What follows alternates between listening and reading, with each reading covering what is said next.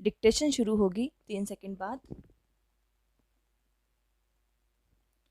वर्तमान महामारी से जुड़ी असंख्य चिंताओं और उसके बाद सामने आई भीषण आर्थिक मंदी ने उद्योगों में कार्यबल के कार्य करने के लचीलेपन और उनकी मानसिक स्थिति के लिए कई चुनौतियां खड़ी कर दी हैं।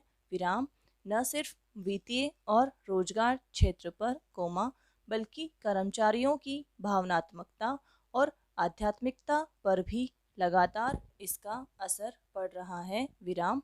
कार्यस्थल और व्यक्तिगत जीवन को संतुलित करने का संघर्ष बढ़ता ही जा रहा है और कार्यबल का एक बड़ा हिस्सा तनाव अपराधबोध दुख और असहायता की गहरी भावनाओं का अनुभव कर निराश होने लगा है। विराम।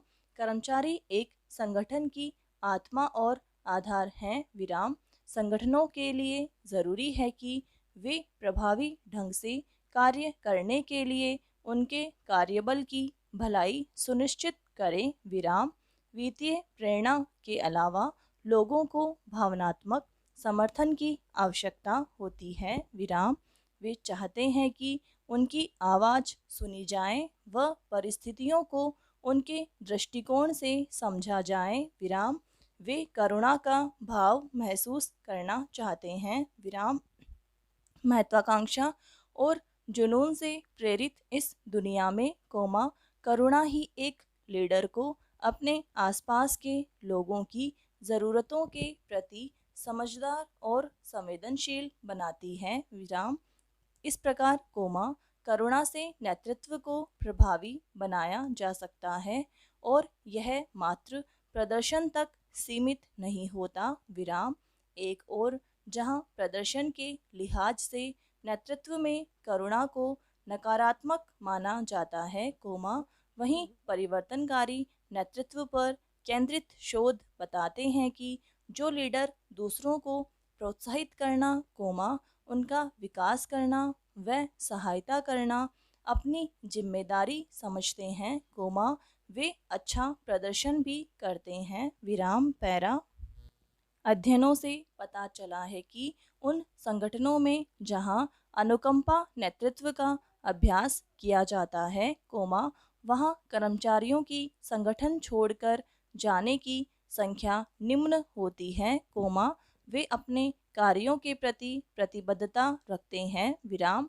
अधिक सहयोगी होते हैं और इस प्रकार संगठन कर्मचारियों के रूप में उत्कृष्ट सामाजिक पूंजी का अनुभव करता है। विराम।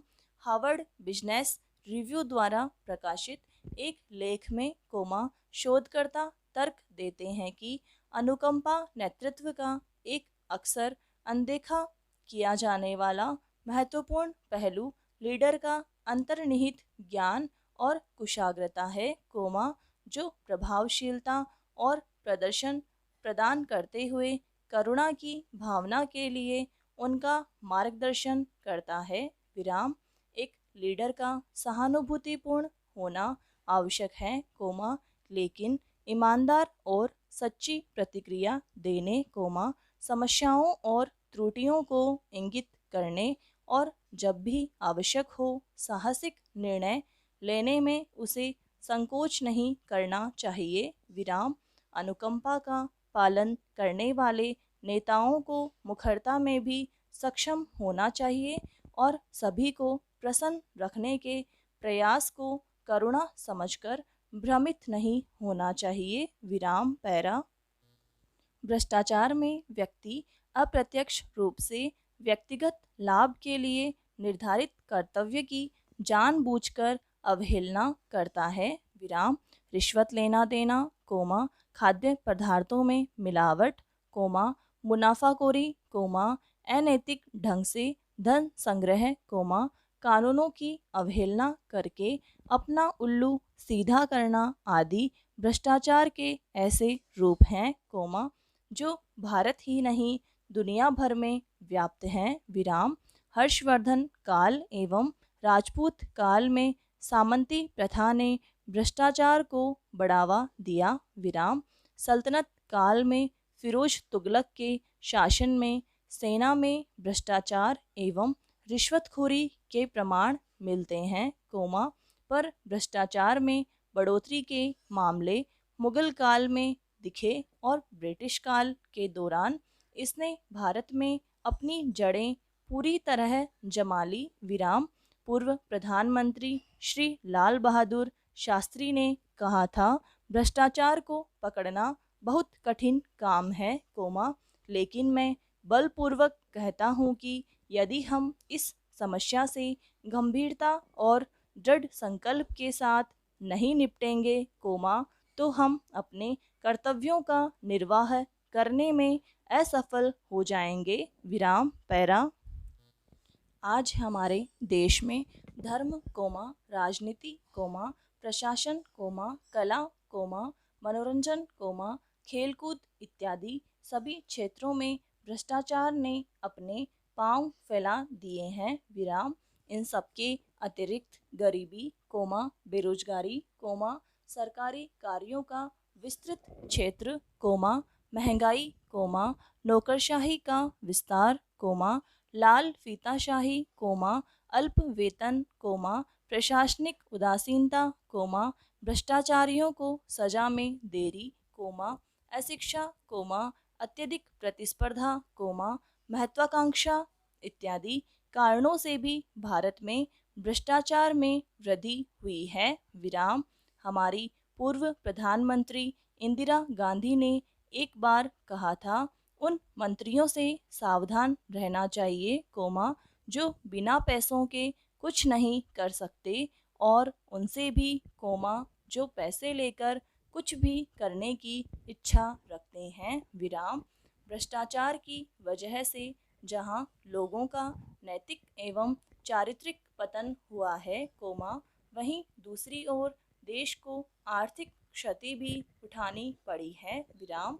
आज भ्रष्टाचार के फलस्वरूप अधिकारी एवं व्यापारी वर्ग के पास काला धन अत्यधिक मात्रा में इकट्ठा हो गया है। विराम।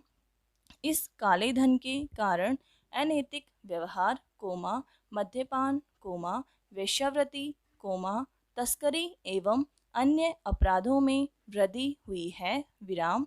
भ्रष्टाचार के कारण उन लोगों में अपने उत्तरदायित्व से भागने की प्रवृत्ति बढ़ी है। विराम। देश में सामुदायिक हितों के स्थान पर व्यक्तिगत एवं स्थानीय हितों को महत्व दिया जा रहा है। विराम। संपूर्ण समाज भ्रष्टाचार की गिरफ्त में है। विराम। सरकारी विभाग भ्रष्टाचार के अड्डे बन चुके हैं। विराम। पैरा। कर्मचारी गण मौका पाते ही अनुचित लाभ उठाने से नहीं चूकते। विराम। राजनीतिक स्थिरता एवं एकता खतरे में है। विराम। नियमहीनता एवं कानूनों की अवहेलना में वृद्धि हो रही है। विराम। भ्रष्टाचार के कारण आज देश की सुरक्षा खतरे में पड़ने से भी इनकार नहीं किया जा सकता है। विराम। अतः ज़रूरी है कि इस पर जल्द से जल्द लगाम लगाई जाए। विराम।